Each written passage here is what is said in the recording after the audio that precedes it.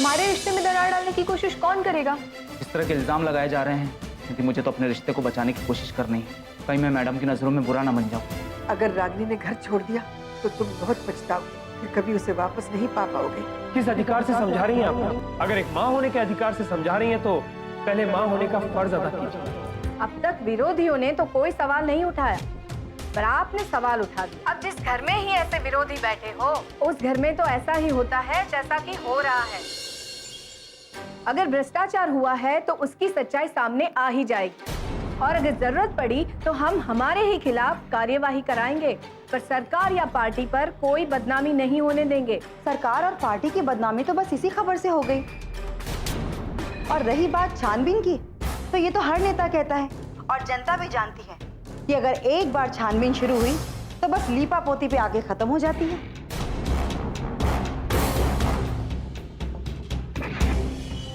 अगर हो सके तो जनता के सामने इन सवालों के सटीक जवाब दीजिएगा। धन्यवाद। धन्यवाद।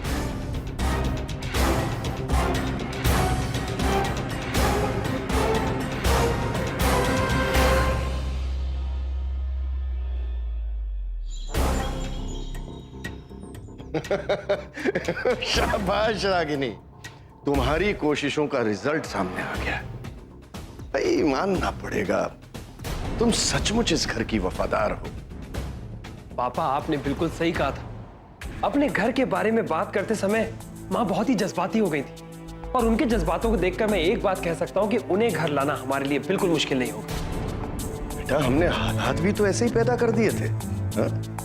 लेकिन पापा जी, माँ जी पर तो इल्जाम पे इल्जाम लगे जा रहे हैं, और संभावना तो ये भी व्यक्त की जा रही है कि पार्टी के अंदर ही कोई उन्हें इस्तीफा देने के लिए मजबूर कर सकता है। हमें खुद इस बात को बढ़ाना है। जो जाल हमने बुना है वो शारदा के लिए जंजाल है।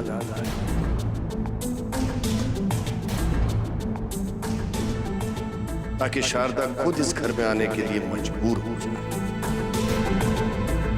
लेकिन पापा जी, जिस तरह से माची पर इल्जाम लग रहे हैं, इस तरह से तो उनकी छवि जनता के सामने बेदाग हो ही नहीं पाएगी।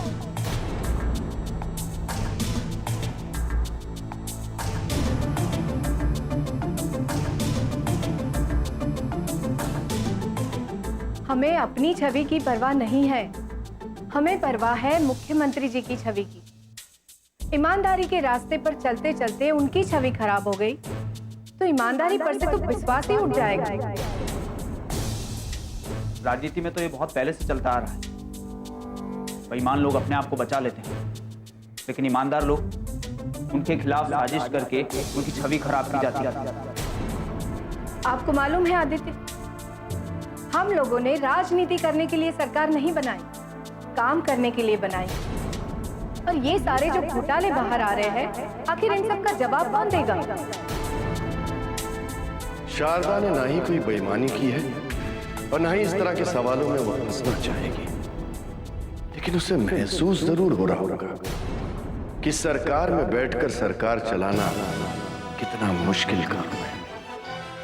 पापा, लेकिन फिलहाल हमारी कोशिश यही होनी चाहिए कि किसी भी हालत में माँ की छवि पर कोई भी आंच ना आए। तुम ठीक कह रहे हो बेटा। अगर शारदा की छवि खराब हुई तो भविष्य में उसका नुकसान हमें भुगतना पड़ेगा। सर, अभी भी खबर मिली है कि शारदा जी के शासनकाल में भी घोटाले हुए हैं। आरटीआई ने इस बात का खुलासा किया है। क्या क्या?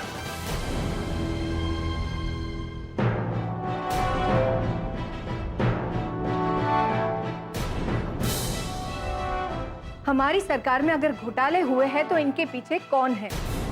ऐसा तो हो ही नहीं सकता कि इसके पीछे किसी का हाथ ना हो।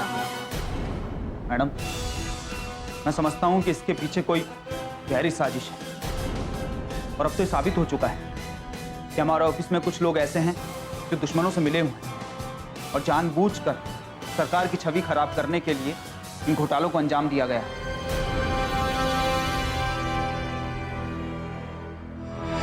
कहीं ऐसा तो नहीं है सक्सेना कि हमारा प्लान फेल करने के लिए जानबूझकर ये घोटाले कराए गए हों ताकि शारदा की छवि खराब हो और हम उसका फायदा ना उठा सके?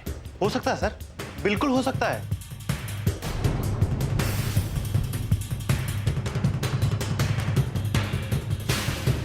वैसे पापा, विरोधियों को हमारे प्लान के बारे में अंदाजा तो लग चुका है।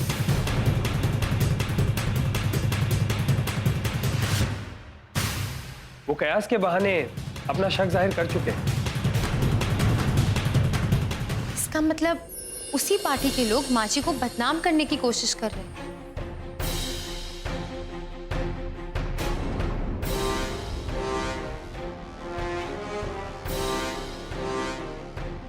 राजनीति में कोई भी चीज असंभव नहीं, लेकिन ये जानना बहुत जरूरी है कि आखिर ये खेल है क्या।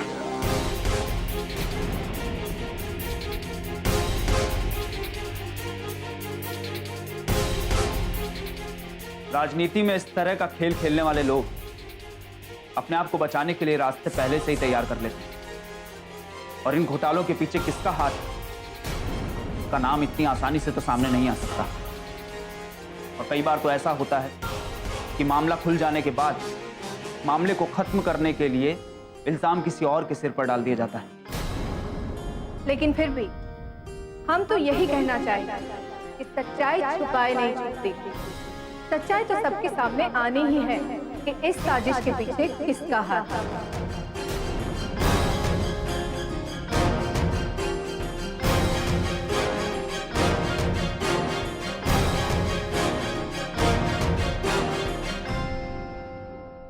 इस मामले में हमें गहरी नजर रखनी होगी सक्सेना। अगर शारदा हमारे संपर्क में होती तो हम उसे समझा भी देते, लेकिन वो हमारे संपर्क में ही नहीं है। लेकिन पापा, इन सभी मामलों में सिर्फ एक ही नाम आगे आ रहा है, और वो है शंकर प्रसाद का नाम।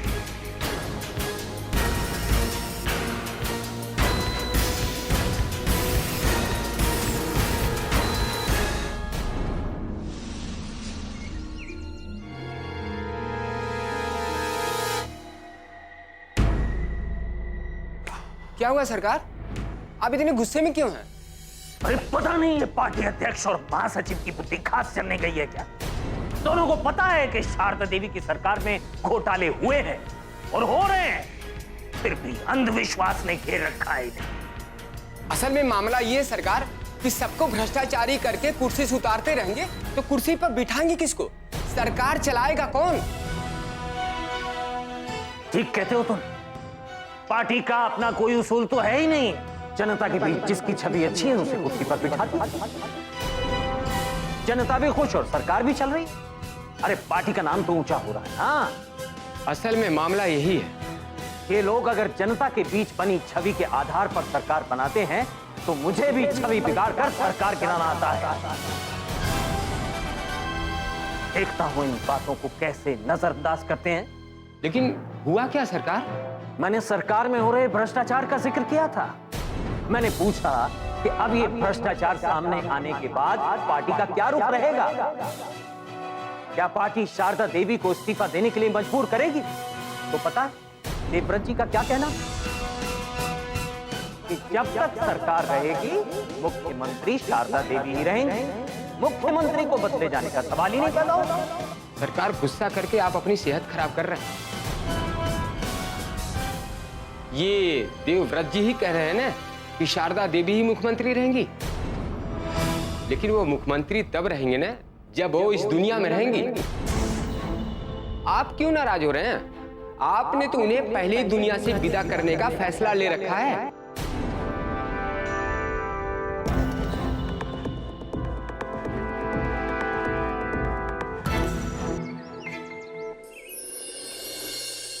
क्या तुम माची से मिलने गए थे? हाँ सोनाली, कम से कम एक सिलसिला तो शुरू हुआ। माँ ने खुद ने मुझे बुलाया था। तो क्या कहा माची ने? अरे बस यही कह रही थी कि तुम रागिनी का ख्याल रखो, तुम उसके पति हो, तुम्हें उसके साथ ऐसा बर्ताव नहीं करना चाहिए, और वगैरह वगैरह, पता नहीं क्या क्या। मैंने कहा था ना, मुझे मालूम था कि माची तुम्हें यही समझाएंगी। अच्छा बताओ मेरे बारे में क्या कहा? तुम्हारे बारे में क्या? तुम्हारे बारे में तो मैंने बात ही नहीं छेड़ी। तो तुम्हें मेरी भी बात छेड़नी चाहिए थी ना राजवीर। माँ जी के दिल में रागिनी के लिए कितनी हमदर्दी है। मैं जानना चाहती थी कि उनके दिल में मेरे लिए क्या है। सोनाली देखो, एक बात अच्छी तरीके से जान लो कि अगर माँ रागिनी के बारे में सोच रही हैं तो उन्होंने तुम्हारे बारे में भी कुछ ना कुछ जरूर सोचा होगा। उनके दिमाग में ये बात जरूर है कि तुम्हारी जिंदगी भी उलझनी नहीं चाहिए। ये बात तो तुम कह रहे हो राजवीर, ये सब बातें माँ जी के मुंह से सुनना चाहती हूँ। आएगा, बहुत जल्द वो दिन भी आएगा जब तुम ये सारी बातें माँ के मुंह से सुनोगी। विश्वास रखो सोनाली, किसी एक इंसान की जिंदगी आबाद करने के लिए किसी दूसरे की जिंदगी तबाह हो जाने देना ये माँ की फितरत नहीं। माँ अगर कोई राह निकालेंगी तो तुम्हारा ख्याल जरूर रखेंगी। अभी तो तुम्हें देखना है राजवीर। कभी कभी मेरा दिल बहुत डरता है। राजनीति में खुद को चमकाने के लिए कुछ भी करने को तैयार बैठे हैं। और अगर तुम्हारे आगे ये शर्त रखी जाए कि जनता में अपनी छवि सुधारने के लिए मैं सोनाली को ठुकराना पड़ेगा, तो शायद ये भी कर जाओ। सोनाली, तुम इतना क्यों सोचती हो? ये सोचती नहीं हो राजवीर, ये सब बातें दिमाग में खुद आ जाती है। पॉलिटिशियन से प्यार किया है, ये बातें भुलाई तो नहीं जा सकती।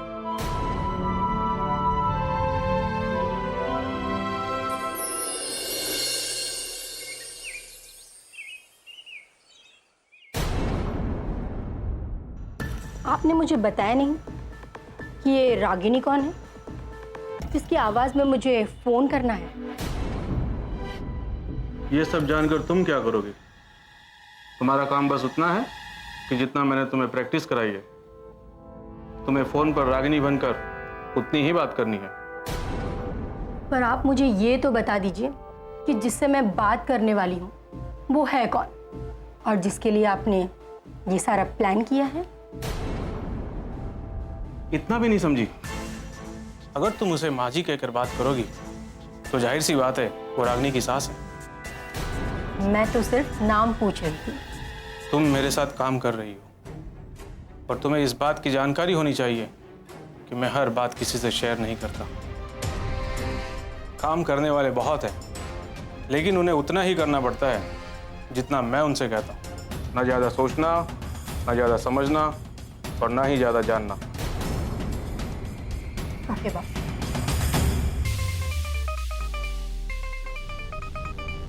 हेलो पांडे जी नमस्कार। हाँ ललन जी, कैसे हैं आप? कहाँ हैं आपके सरकार? मैं अभी उन्हें ही फोन करने वाला था। सरकार भी आपसे बात करना चाहती है। लीजिए बात कीजिए सरकार। हाँ पांडे जी, भाई क्या चल रहा है? अरे भाई सारी बात सेट हो चुकी है, फिर इतनी देर क्यों हो रही है? जल्दबाजी में अक्सर काम बिगड़ जाते हैं और आप तो जानते हैं कि नागा पांडे जल्दबाजी में कोई काम नहीं करता। लेकिन ज्यादा देर होना भी तो नुकसान का कारण बन जाता है भाई। चिंता मत कीजिए, अब और इंतजार नहीं करना पड़ेगा। मैंने उस जगह की रेकी कर ली है जहां इस काम को पूरा करना है और जहां ये काम आसानी से हो जाए। लेकिन करोगे कब पांडे जी, करोगे कब? कल रात इस काम को अंजाम दे दिया जाएगा।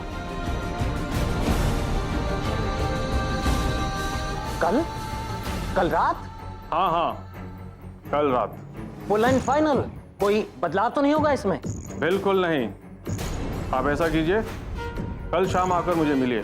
और हाँ, मेरा वाला वो बैग लाना मत भूलिएगा, 50% वाला बैग। हाँ मैं समझ गया, मैं आ जाऊंगा। शाम को जल्दी आइएगा, इंतजार करूंगा। बाय। धन्यवाद।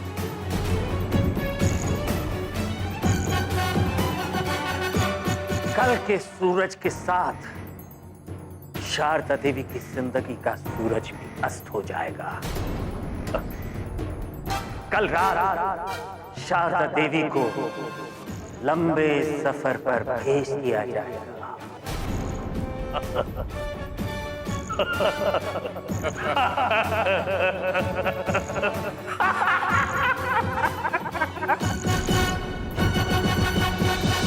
लेकिन माँ के दिल में जो तुम्हारे लिए हमदर्दी के बादल है ना, वो कम नहीं होने चाहिए। फाइलें गायब जरूर की जा सकती हैं, लेकिन लाई नहीं जा सकती। जिंदगी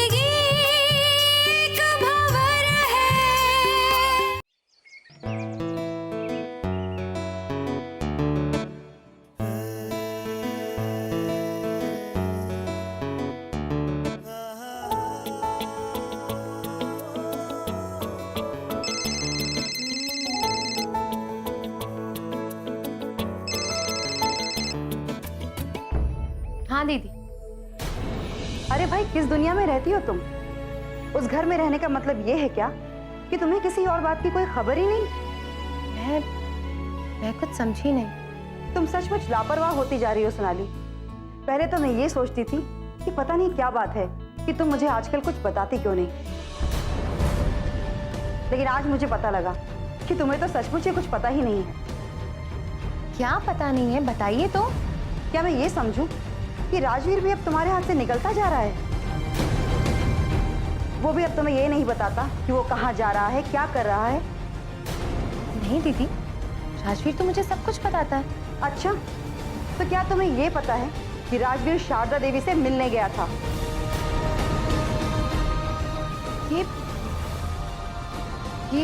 ये आप क्या कह रही हैं दीदी? अब भाजी का इस घर से अब क्या रिश्ता रह गया है जो राजवीर उनसे मिलने जाएगा? राजवीर गया था और ये खबर पक्की है। अगर पता नहीं है ना तो तुम्हें और भी सावधान हो जाना चाहिए, क्योंकि शारदा देवी ने कभी भी तुम्हें पसंद नहीं किया है और राजवीर और शारदा देवी के रिश्ते का बढ़ना तुम्हारे लिए खतरनाक हो सकता है। अच्छा किया दीदी जो आपने मुझे बता दिया। मैं राजवीर से पूछती हूँ कि आखिर वो भाजी से मिलने गया था तो क्यों गया था। जानना तो मैं भी यही चाहती हूँ। तुम अच्छी तरह से राजवीर से उगलवाने की कोशिश करो और मुझे भी बताओ कि राजवीर वहां किस मकसद से गया था। कहीं ये वही बात तो नहीं जिसका शक मैंने जाहिर किया था कि शारदा देवी और बलदेव सिंह दोनों आपस में मिले हुए हैं? जी दीदी, मैं राजवीर से उगलवाने की कोशिश करूँ। ठीक है, बताना मुझे। Bye bye. इसका मतलब इन लोगों को पूरी खबर रहती है कि मुख्यमंत्री से कौन मिलने आ रहा है और क्यों मिलने आ रहा है। मुझे राजवीर को ये बताना पड़ेगा।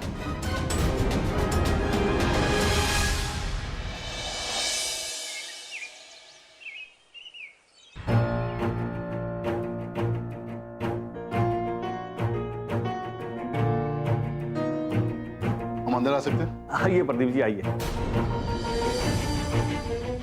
जय। मैं आप ही का इंतजार कर रहा था। आपसे कुछ जरूरी बात करनी थी, इसलिए आपको यहाँ आने का कष्ट दिया। अरे नहीं सर, आप ऐसा मत कहिए। आप जब भी बुलाएंगे हमें आना ही होगा और हम समझ सकते हैं कि कोई जरूरी बात होगी तभी आपने हमें यहाँ बुलाया। जाहिर सी बात है, बैठिए। Thank you. आपको पता है कि हमारी सरकार में भी घोटाले हुए हैं, लेकिन उनका अब तक कुछ पता नहीं चल सका। सर ये कैसे हो सकता है? सुन तो हम भी रहे हैं, लेकिन मानने को दिल नहीं करता। हमारी सरकार में घोटाला करेगा कौन? कोई भी तो नहीं है ऐसा। कोई तो है जो ये सब कुछ कर रहा है। मैंने छुपे तौर पर इसकी छानबीन करवाई है। इसमें साफ साफ लिखा है कि मुख्यमंत्री कार्यालय से ही फाइल वित्त मंत्रालय में आई है, जिन्हें वहां पास किया गया।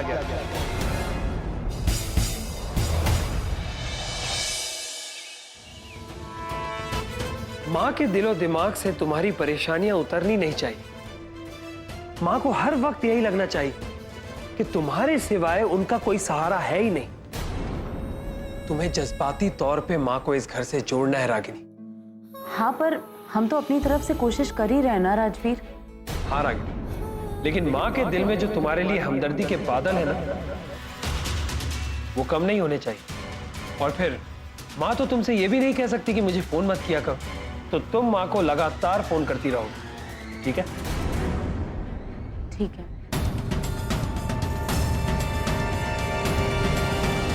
तुम अपने फायदे के लिए हमारा इस्तेमाल करना चाहते हो राजवीर, लेकिन हम ये सब कुछ इसलिए कर रहे हैं कि पापा जी और तुम सोनाली को इस घर से निकालने में कामयाब तो नहीं हो सके, लेकिन माँ जी के आने के बाद सोनाली को इस घर से जाना ही होगा। छानबीन में ये बात सामने आई है।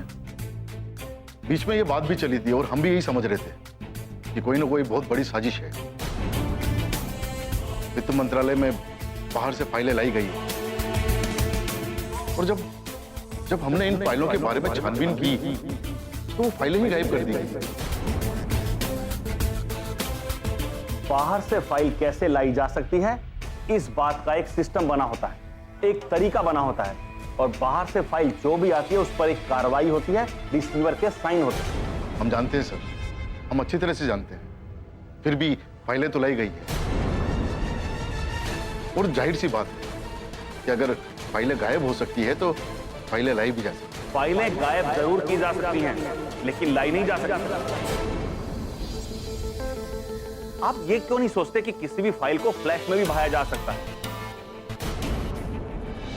मैं आपसे एक बात और पूछना चाहता हूं। मुख्यमंत्री ऑफिस में जो स्टाफ है, उनमें से किसी पर आपको शक है? एक ऐसा जिम्मेदार अफसर जो इस तरह के काम करता है। जिंदगी एक भंवर है। अगर ऑफिस में फाइल आई हैं, तो वो मुख्यमंत्री ऑफिस से ही आई हैं। आप तो इतने अनुभवी हैं, आप मुख्यमंत्री जी के साथ साथ और सारी देखरेख तो आप ही कर रहे हैं, फिर आपसे गलती कैसे हो सकती है?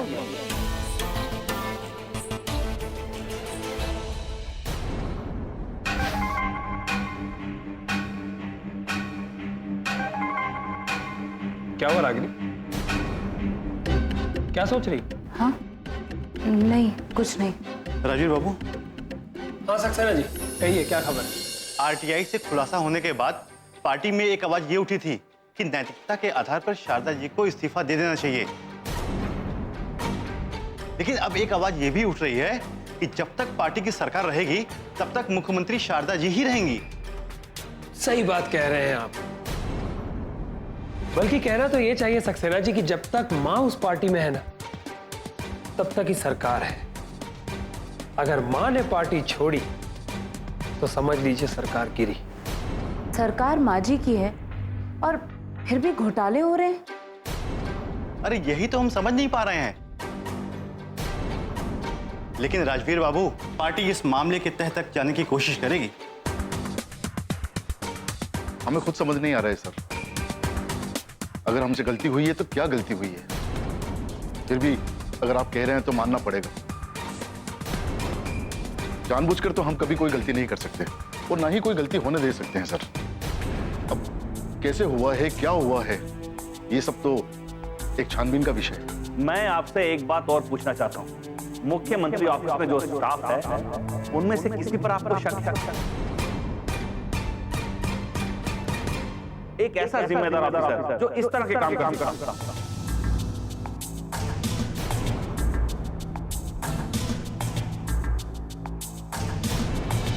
मुख्यमंत्री जी हमारी मुट्ठी में है और वो हमारी मुट्ठी में ही रहनी चाहिए। लेकिन उससे भी जरूरी ये बात है, हमें किसी भी तरह से ये पता लगाना है कि ये आरटीआई किसने फाइल की है। जिस मकसद को तुम लेकर चल रहे हो ना राजवीर, अगर सावधान नहीं रहे ना तो ये मकसद भी सबके सामने खुल जाएगा।